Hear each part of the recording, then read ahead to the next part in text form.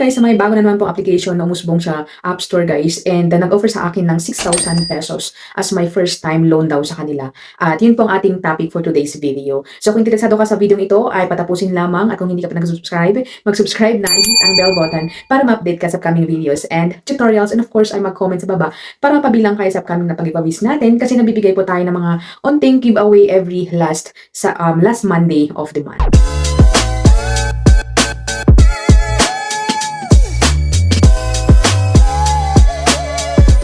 Alright, welcome and welcome back sa ating channel. For today's video nga ay bagong application ang ating titignan guys. And ayan guys, at ang offer na nga nila sa akin is 6,000 pesos. And ito ay nadadownload lamang po sa iOS or sa App Store guys. So sorry muna sa mga taga Google Play Store. And ayon sa kanilang application guys, sa kanilang ads is nagpapautang daw sila from 10,000 to 14,000 pesos. So, wag na tayo patumpik-tumpik pa. Ang ating i-review for today's video ay si Peracash Instant Cash Online na pwede kang madadownload sa App Store. Pero wag muna kayo mag-download guys. Atin munang sisilipin kung goods ba silang utangan or hindi. Sabi dito, Peracash is an online personal loan application that provides loan service to registered members. Ayan, so meron silang 4.8 stars and 384 ratings. So ayon dito sa kanilang app, is konti pa lang yung gumamit dito. So bagong-bagong application, as in mainit-init pa guys. So pagka-download, hihingi sila ng mga permission sa ating location. Then, ipapakita na kung magkano ang ating jujutangin. So, andyan si screenshot guys. So, 6,000 pesos daw ang ating pwedeng hiramin. And loan term 91 days and loan interest 0.05%. Hihingi sila ng active na phone number and preso mag-send sila ng OTP, ganyan. And then, nag-change po from 6,000, ito na siya. So, 4,000 to 20,000 na naman daw po ang pwede nating hiramin. So, medyo hindi po sila parehas. So, click natin yung apply para makapag-proceed na guys and hihingi sila ng mga information guys.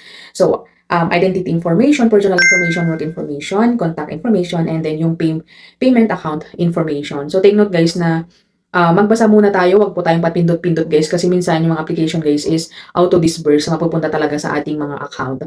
So, first thing is hihingi sila ng pa-picture, pa-selfie, and then yung ID card natin. So, ang mga ID na pwede dito, UMID, driving license, passport, TIN ID, SSS voters ID, PhilHealth, or yung health card, and then national ID, PRC ID. So pagkatapos nun guys ay pa-selfie nga.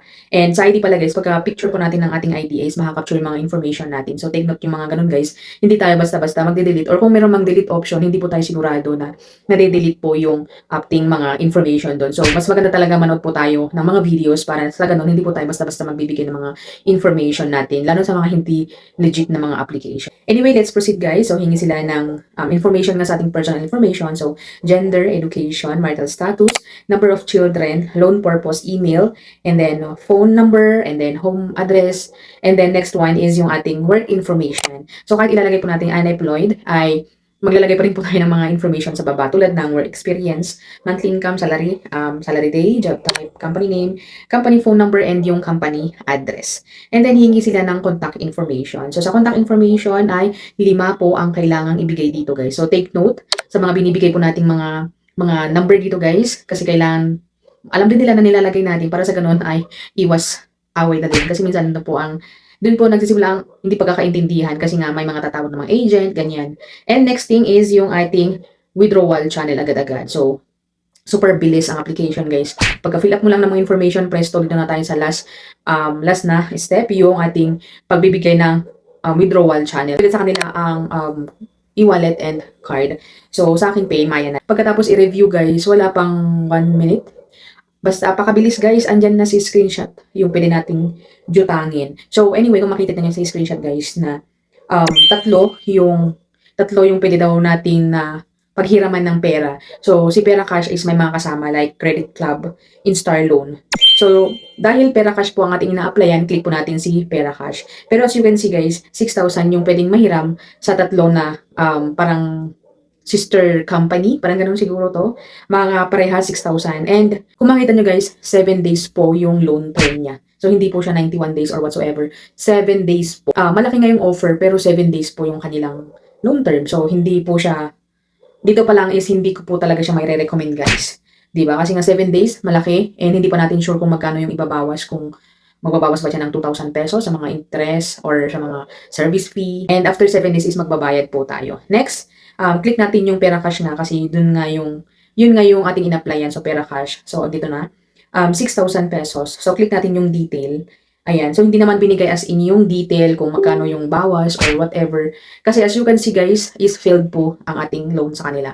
So, sabi dito, audit failed. Although, binigay naman kung magkano yung ating hihiramin sa kanila. Yun naman ang kagandahan guys kasi nga binigay yung kung magkano yung ating hihiramin. Loan duration, 7 days nga. So, loan date, 11/11. So, after 6 days, 7 days is magbabayad ng 6,000. But anyway, wala po tayong magagawa kasi nga failed po tayo. And sila is, ito na yung sinasabi ko kanina na meron silang option of deletion pero hindi natin sure, hindi po ako 100% sure kung madidelete po talaga ang ating account sa kanila. Pero parang hindi kasi meron yung na-plan ko dati na nag-delete ako pero nung na-download ko ulit or na-click ko ulit yung application na yun is meron pa rin yung ating account doon. Anyway, account cancellation and then dito account cannot be restored after cancellation blah blah blah, account cancellation again. And ayun na nga, nag-delete na daw yung account natin pero I doubt kung talagang na-delete yung mga information natin na nakalagay doon. So, ayun po si Pera Cash na pwedeng ma-download sa iOS or sa App Store. And itong application na ito ay hindi ko po siya may re-recommend. Sabi ko kanina, 6,000 nga yung ating approved na amount pero 7 days po yung loan term niya. And hindi pa pinakita, since failed po tayo, hindi pinakita guys kung magkano yung mga ibabawas. Pero I'm sure guys na medyo malaki din since 7 days po ito. Ayan, kasali siya sa mga loan sharks na ganyan. So, that's it, Pansit. And I hope na nakatulong ang video nito sa mga naghahanap ng hiraman or naghahanap ng review tungkol sa application na ito, kung ox bang utangan or hindi. And for me, ay hindi po. Ayan. So, sinasabi ko ng hindi, pero nasa inyong mga kamay pa rin. Kung gusto nyo pa rin subukan, guys, hindi ko po control yung mga kamay nyong pumindot sa mga advertisement or sa mga application sa App Store, Google Play Store. So, thanks for watching. See you on my next video. Bye!